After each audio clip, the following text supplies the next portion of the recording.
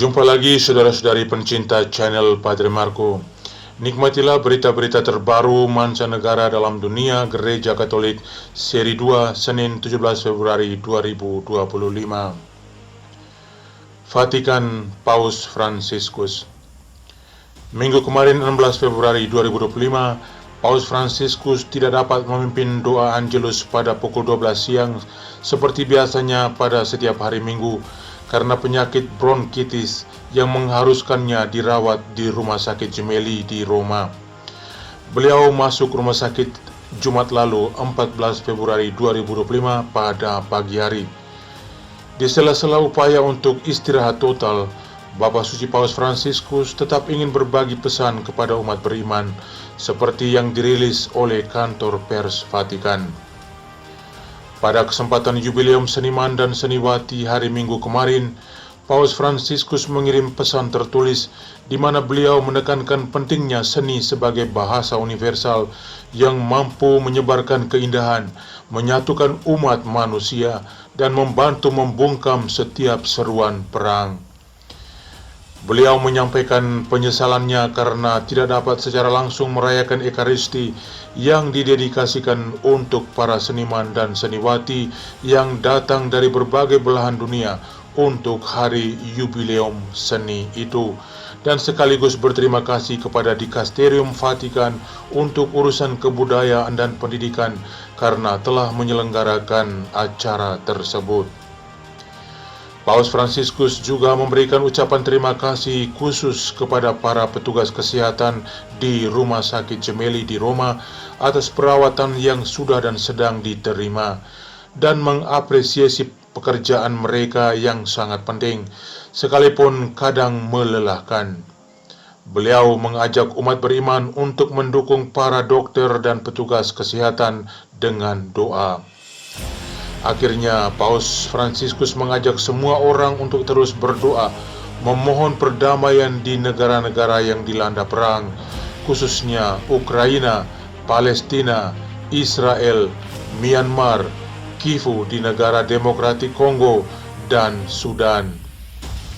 Beliau mempercayakan semua orang kepada Bunda Maria, agar Bunda Maria dapat membantu setiap orang untuk menjadi penyanyi, pemusik, dan pencipta keindahan yang menyelamatkan dunia. Meskipun Sri Paus tidak hadir secara fisik, banyak umat beriman berkumpul di luar Rumah Sakit Gemelli untuk berdoa dan menunjukkan kedekatan mereka sambil berharap agar Bapa Suci Paus Fransiskus segera sembuh. Paus Fransiskus, Rumah Sakit Gemelli, Roma. Kabar terbaru kesehatan Paus seperti yang dirilis oleh juru bicara Vatikan Matteo Bruni.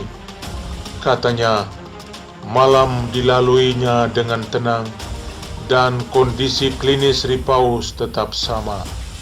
Sejauh ini, pihak tim dokter Rumah Sakit Gemelli belum mengatakan apa-apa secara publik terkait kondisi kesehatan Sri Paus. Pers Vatikan sekali lagi berkata, Paus Fransiskus beristirahat dengan baik pada malam hari. Sabtu hingga Minggu kemarin, kondisi klinis tetap sama dan jalur diagnostik dan terapi yang ditentukan oleh staf medis terus dilanjutkan. Hal ini diumumkan oleh juru bicara Vatikan Matteo Bruni dalam pernyataan singkat pada Minggu malam kemarin mengenai kondisi kesehatan Kepala Gereja Katolik. Hari Minggu pagi kemarin, dari kamar sakit, lanjut Matteo Bruni, Sri Paus mengikuti perayaan Ekaristi melalui televisi. Pada sore hari, beliau mengisi waktu dengan menikmati ketenangan dan membaca. Lanjut pernyataan Vatikan melalui Matteo Bruni pada Minggu malam kemarin. Sebelumnya, juru bicara Vatikan yang sama mengatakan kepada awak wartawan Vatikan di kantor pers bahwa Sri Paus sudah lazim membaca surat kabar dan melakukan sarapan pagi seperti biasa pada Minggu pagi kemarin. Akan tetapi perawatan akan terus dilanjutkan. Berita terbaru malam ini, Senin malam, mengutip siaran pers Vatikan 17 Februari 2025, dikatakan bahwa oleh karena Bapa Suci terus dirawat di rumah sakit, maka audiensi umum pada hari Rabu mendatang 19 Februari 2025 dibatalkan. Hal ini berarti juga bahwa semua acara pada hari Selasa besok 18 Februari 2025 dengan sendirinya dibatalkan juga. Marilah kita terus menyatukan doa-doa kita memohon kesembuhan Bapa Suci Paus Fransiskus agar beliau segera kembali melayani Gereja Kristus seperti sedia kala. Vatikan, para Paus, dan seni. Gereja Katolik sudah selalu menggunakan seni sebagai sarana untuk mengkomunikasikan dan menyebarkan kebenaran iman. Maka tidak mengherankan jika para paus di dalam sejarah Gereja Katolik selalu bersemangat untuk mempromosikan seni dan budaya untuk pelayanan iman. Para paus selalu memainkan peran penting dalam mempromosikan seni, terutama selama periode Renaissance dan Barok. Atas perintah para paus, para tokoh besar pada zamannya menciptakan mahakarya yang masih dapat dikagumi di Vatikan, misalnya sampai saat ini. Paus Julius II misalnya menugaskan Michelangelo untuk melukis Kapel Sistina dan Raphael untuk melukis stanze yang terkenal.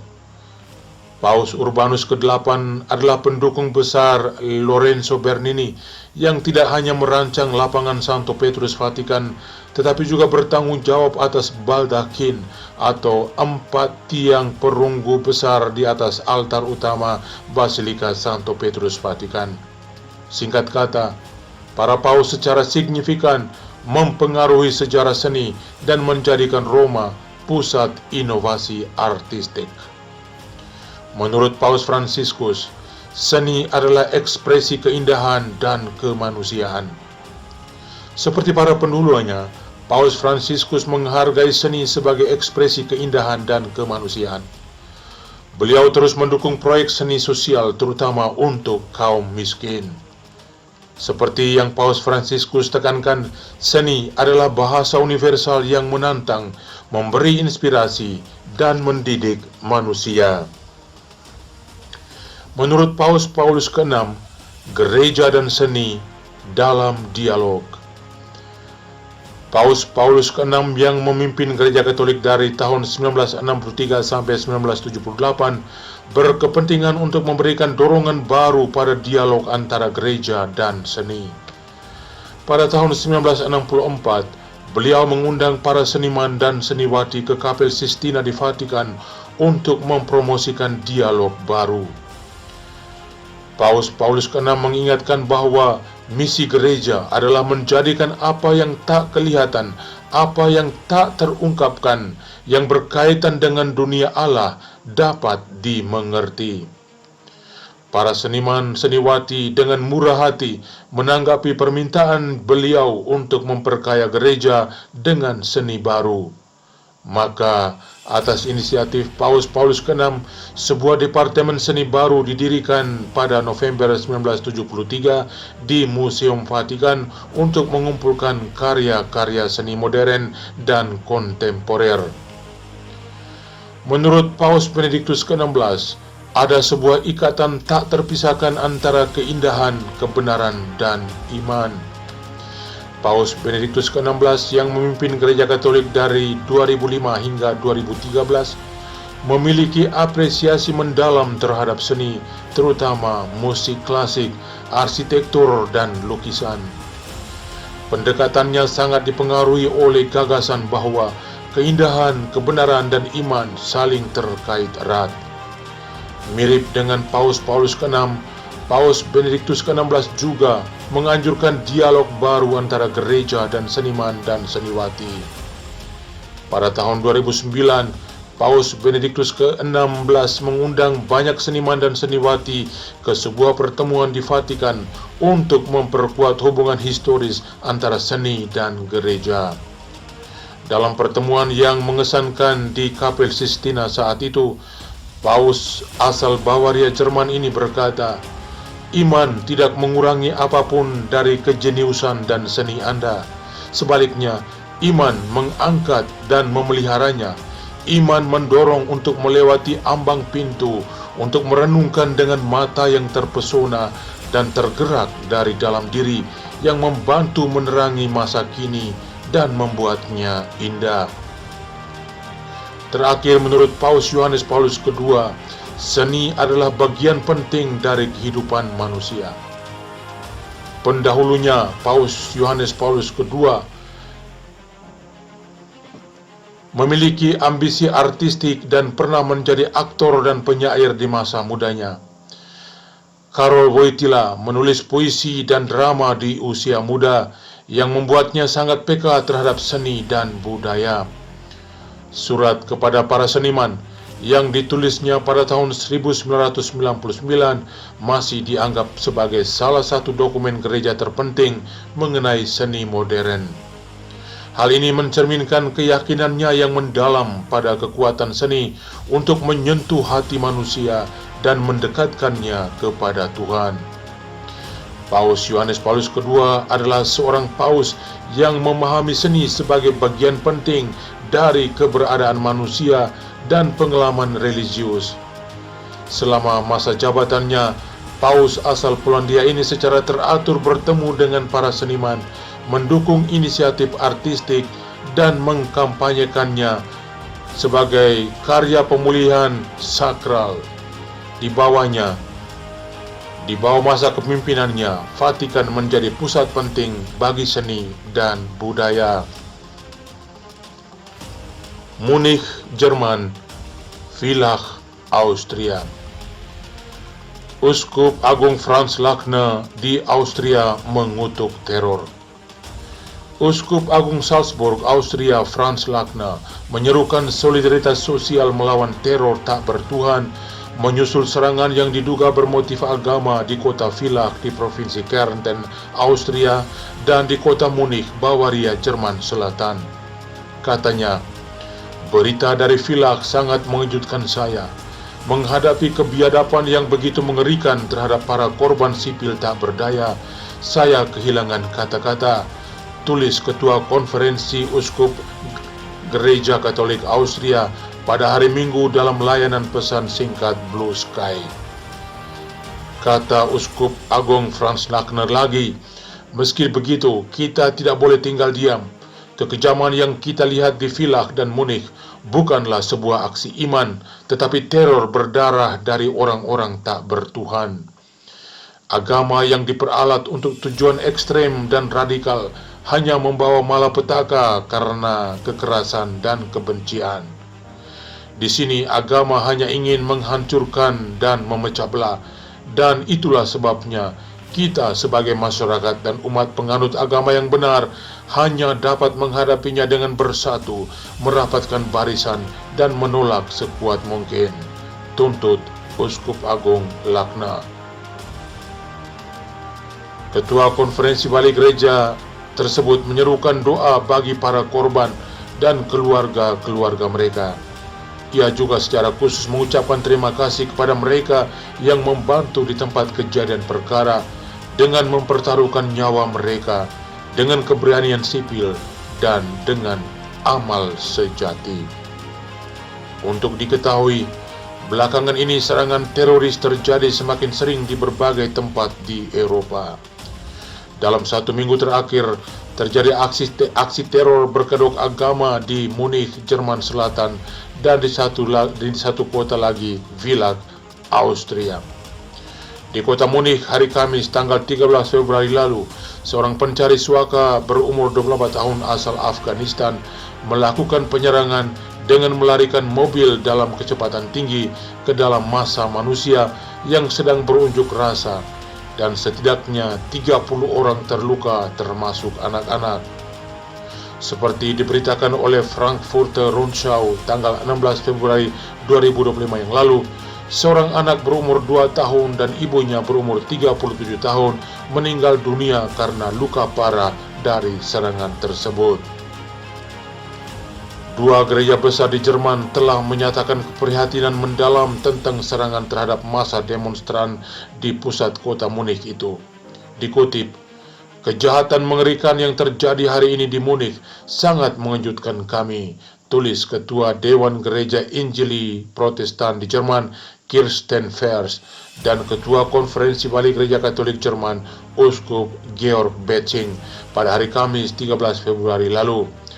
Lanjut mereka, "Kami sampaikan ratapan kami atas penderitaan orang-orang yang terkena dampak kekerasan yang mengerikan ini di hadapan Tuhan dan memohon harapan dan penghiburan."